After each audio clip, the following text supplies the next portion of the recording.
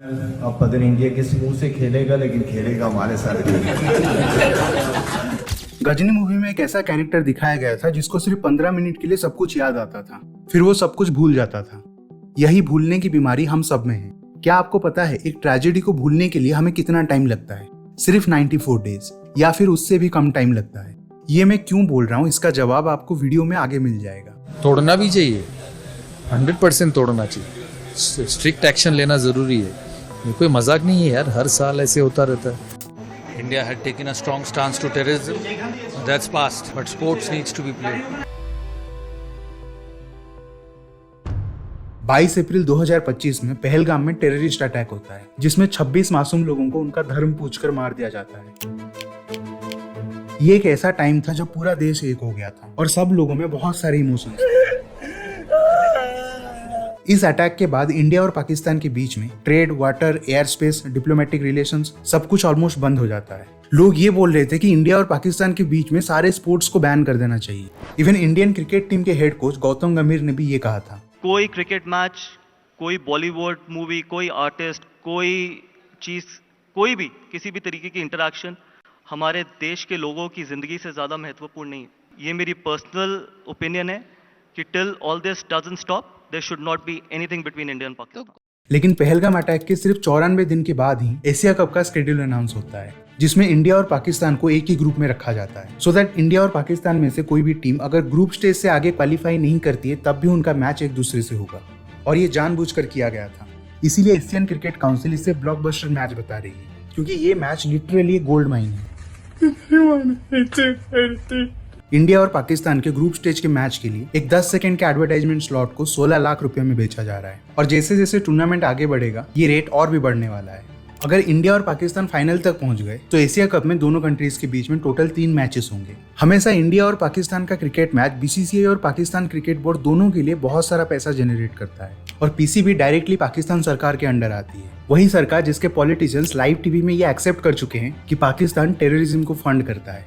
फिर उनके आर्मी और पुलिस ऑफिशियल्स टेररिस्ट के फ्यूनरल अटेंड करते हैं। 3 महीने हुए इस बात को और आप पता नहीं कैसे अग्री कर रहे हो कि आपको इंडिया पाकिस्तान को मैच करवाना है। यहाँ 26 लोग एक टेरर अटैक में मार दिए गए हैं और आप उसी देश के साथ एक गेम खेलने के लिए अग्री कर रहे हैं। दिस इज रॉन्ग, ये बहुत ज्यादा गलत है।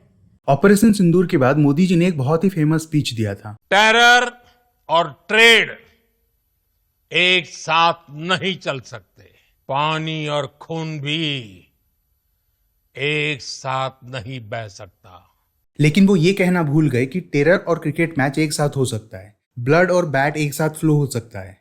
ऐसे खेला जाता है politics tax. Recently world championship of legends में, जिसमें रिटायर्ड क्रिकेटर्स खेलते हैं, उसमें जब इंडिया की टीम सेमीफाइनल में पहुंची थी तब शाहिद अफरीदी ने इंडियन टीम का मजाक उड़ाते हुए ये कहा था। अब पता नहीं इंडिया किस मुंह से खेलेगा, लेकिन खेलेगा हमारे साथ।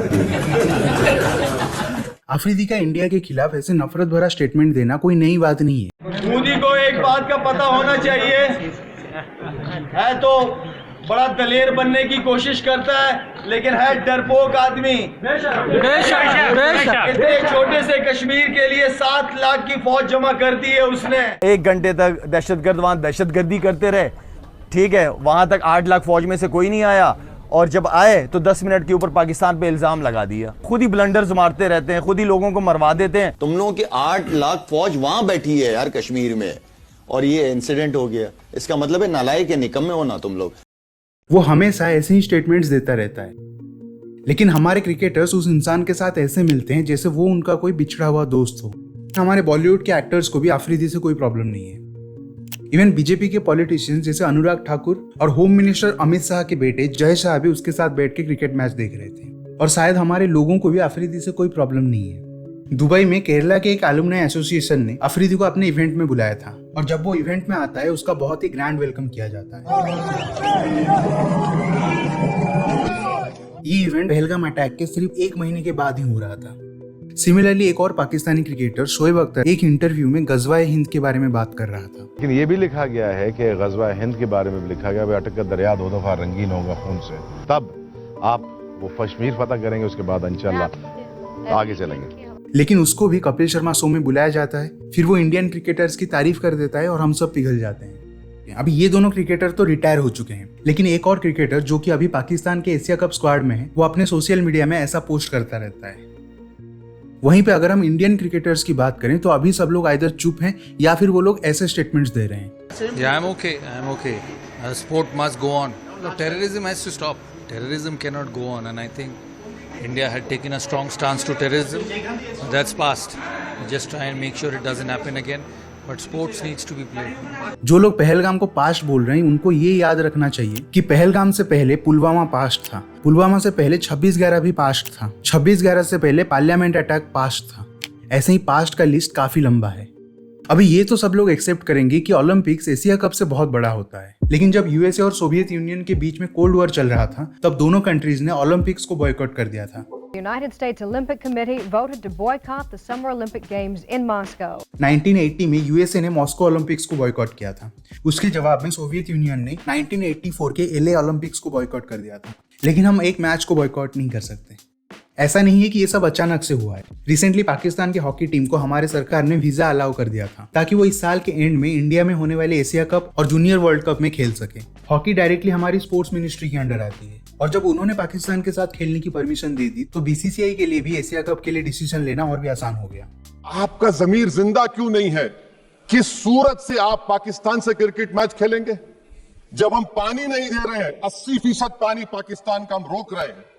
ये कहकर के पानी और खून नहीं बहेगा, आप क्रिकेट मैच खेलेंगे?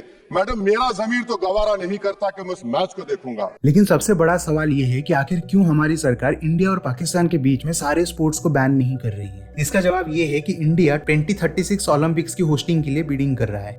ओलंपिक्स होस्टिंग के लिए बहुत इंपॉर्टेंट है कि जहाँ पे ओलंपिक्स हो रहा है वहाँ पे सारे देश बिना किसी ऑब्जेक्शन के पार्टिसिपेट कर सके और आने वाले ओलंपिक्स में क्रिकेट भी इंक्लूड होने वाला है। इसी वजह से भले ही हमारी टीम पाकिस्तान के साथ कोई बायलैटरल सीरीज नहीं खेल रही है, लेकिन एशिया कप या चैंपियंस ट्रॉफी जैसे मल्टीनेशनल टूर्नामेंट्स में हम पाकिस्तान के साथ खेल रहे हैं। इसके अलावा सबको अच्छे से पता था कि मैच का दिन आते आते लोगों का गुस्सा ऑलरेडी ठंडा हो चुका होगा। अभी बात अगर किसी एक्टर या उसकी मूवी की होती तो बात अलग होती। पठान मूवी में दीपिका पादुकोण के बिकिनी के कलर की वजह से उस मूवी को बॉयकॉट किया जा रहा था।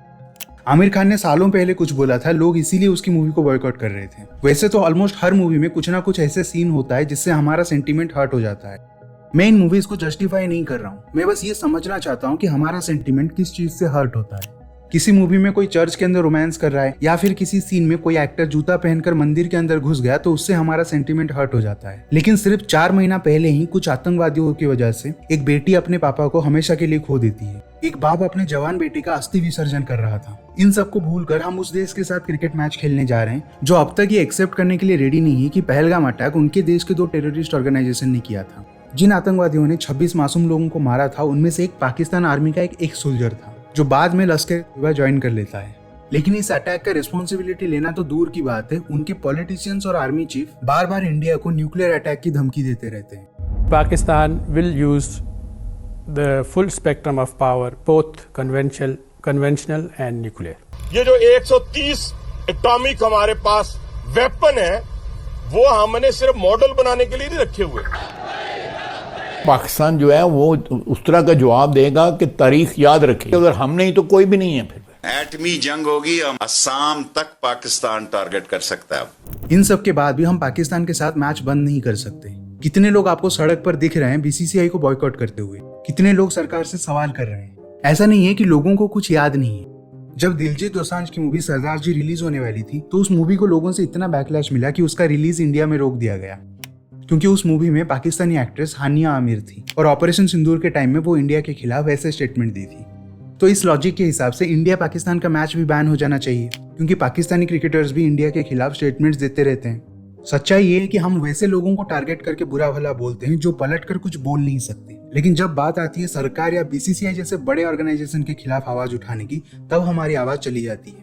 और कुछ लोग इतने इनसेंसिटिव है कि वो इंडिया पाकिस्तान के मैच को ऑपरेशन सिंदूर का एक्सटेंशन बता रहे हैं। ये एक्सटेंशन ऑफ ऑपरेशन सिंदूर है, ये है, मैं ये मानता हूं, क्योंकि वो वॉर वहां पे रोक दी गई और ये इस बार जो देखा जाएगा it will be an extension of that. Bollywood actors जो पहलगाम अटैक और ऑपरेशन सिंदूर के टाइम में कुछ नहीं बोले थे, लोग उनसे जवाब मांग रहे थे और उनको बोल रहे थे कि तुम पाकिस्तानी सिंपैथाइजर हो। क्या वो लोग आज हमारे पॉलिटिशियंस को पूछ सकते हैं कि देश पहले आता है या पैसा? टेरर और क्रिकेट मैच एक साथ कैसे हो रहा है?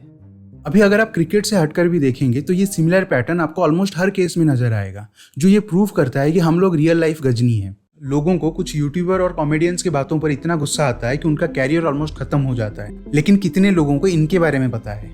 ये है इंडस्ट्रियलिस्ट जयसुख पटेल। इसको एक फंक्शन में एज ए चीफ गेस्ट बुलाया गया था, जहाँ पे लोग उससे लड्डू से तौल रहे थे।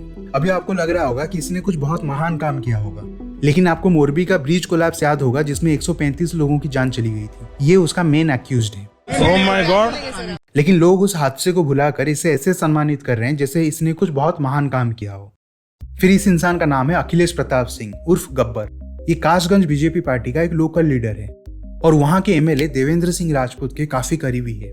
ये एक 16 साल की लड़की अपने फियोंसे के साथ एक पार्क में बैठी हुई थी। तभी अखिलेश प्रताप सिंह अपने कुछ दोस्तों के साथ मिलकर उस लड़की के साथ दुष्कर्म करता है और उसके फियोंसे को इतना मारते हैं कि वो अपने सामने ये सब होता हुआ देखकर भी कुछ नहीं कर पाता है। नॉर्मली जब एक माइनर के साथ ऐसा घिनौना हरकत होता है तो पोस्को एक्ट में उसको लंबी जेल की सजा या फिर उम्र कैद भी हो सकती है और इसमें बेल मिलना भी बहुत मुश्किल होता है। लेकिन इस केस में अखिलेश सिंह को बेल मिल जाती है और आज वो बिना किसी टेंशन के अपने नॉर्मल लाइफ जी रहा है।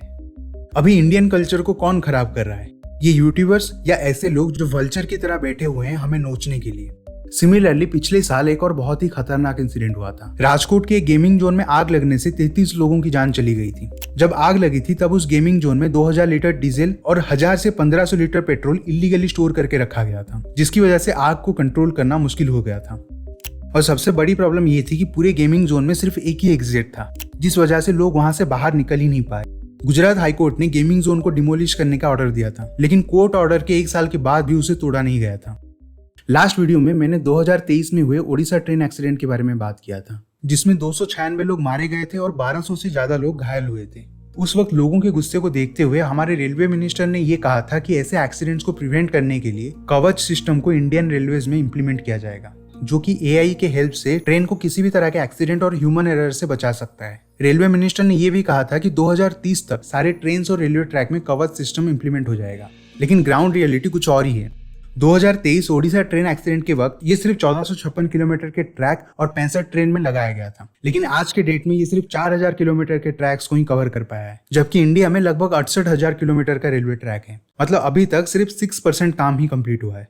अगर इसी स्पीड से काम चलता रहा तो 2030 तो दूर की बात है, 2050 तक भी ये कंप्लीट नहीं हो पाएगा। 2023 के बाद भी काफी सारे ट्रेन एक्सीडेंट्स होते आ रहे हैं, लेकिन कितने लोगों को आप सोशल मीडिया में कवच सिस्टम के बारे में बात करते हुए देखा है? ऐसे ही सैकड़ों एग्जांपल से जो ये प्रूव करता है कि हमें भूलने की बीमारी है। हम किसी इंसिडेंट को लेकर कुछ दिनों के लिए इमोशनल हो जाते हैं, फिर हम अपने लाइफ में बिजी होकर सब कुछ भूल जाते हैं, या फिर हम सिलेक्टिव आउटरीच करते हैं। जो पलट के कुछ बोल नहीं सकते उनको हम बॉयकॉट करते हैं, लेकिन जहाँ पे पॉलिटिशियन या पावरफुल लोगों की बात आती है वहां पे हमारी बोलती बंद हो जाती है, और इसी वजह से हमारे साथ सेम इंसिडेंट बार बार रिपीट होते रहते हैं।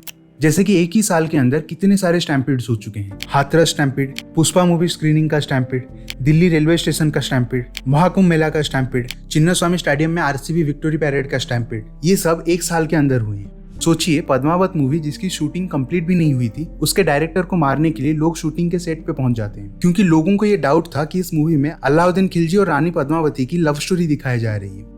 लेकिन दूसरी तरफ हमारे जवान बॉर्डर में जिस देश के खिलाफ लड़कर शहीद होते हैं, हम चुपचाप उस देश के साथ हो रहे क्रिकेट मैच को टीवी पर देखते हैं और सेलिब्रेट करते हैं। हमें उससे कोई फर्क नहीं पड़ता है। I'm okay. Sport must go on. ये एक्सटेंशन ऑफ ऑपरेशन सिंदूर है, ये है, मैं ये मानता हूं, क्योंकि वो वॉर वहां पे रोक दी गई और ये इस बार जो देखा जाएगा, it will be an extension of that. अगर आपको ये वीडियो अच्छा लगा तो प्लीज लाइक दिस वीडियो। आप यहाँ पे क्लिक करके मेरे प्रीवियस वीडियोस भी देख सकते हैं। आपसे मिलता हूँ अगले वीडियो में।